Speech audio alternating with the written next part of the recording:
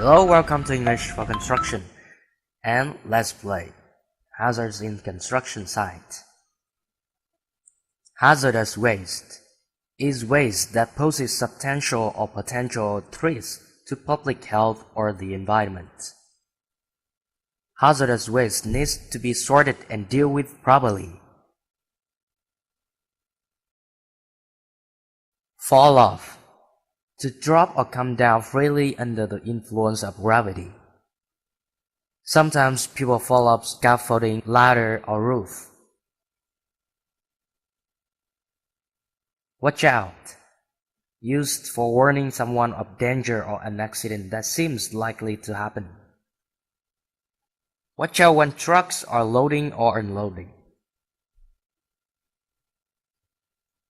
Unsafe lifting. Dangerous or a risk. Unsafe lifting can cause accident. Open shaft. All the open shafts must be carefully covered. Hazardous waste. Fall off. Watch out. Unsafe lifting. Open shaft. Hazardous waste needs to be sorted and dealt with properly.